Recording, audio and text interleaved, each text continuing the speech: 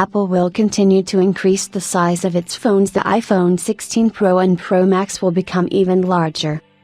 Since the introduction of the iPhone X in 2017, Apple has made it a point to increase the size of its phones every few years. While many consider the current 6.1-inch and 6.7-inch Pro phones to be big enough, the company is going to make its next generation devices even bigger. A new report from a reliable insider says that Apple will make the 2024 iPhone 16 Pro with a diagonal of about 6.3 inches, and the Pro Max about 6.9 inches. It is not yet known whether the non-professional versions will also be increased in size, but this seems likely, given the current situation. Apple's strategy to increase the size of phones was revealed by well-known display industry analyst Ross Young in a note to MacRumors. Yang says the size rumors aren't accurate, but they are very close to what Apple has planned.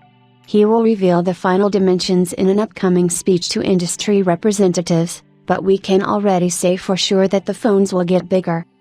Consequently, the 16 Pro and Pro Max models will be the biggest phones Apple has ever produced. It also fits in with the company's tradition of gradually increasing the size of its phones over time. For clarity, the company switched from a 4.7-inch display in the iPhone 8 to a 5.8-inch panel in the iPhone X and 11 Pro. They then increased the size to a 6.1-inch display on the iPhone 12 Pro and later. As for the Pro Max phones, it all started with a 6.5-inch panel on the iPhone XS Max and 11 Pro Max, and was later scaled up to 6.7 inches for the 12 Pro Max and newer. Simultaneously with the increase in the size of phones, Apple abandoned the line of smaller phones. It is known that the company abandoned the mini version in the 14 family, deciding to offer a larger phone instead, the iPhone 14 Plus, which has the same 6.7-inch display as the Pro Max. Perhaps this gamble didn't pay off, as the 14 Plus was reportedly a failure.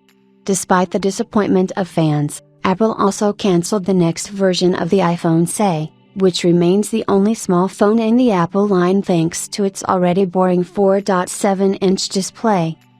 The trajectory of Apple's development is easy to define. The company wants to erase the boundaries between its phones and the iPad.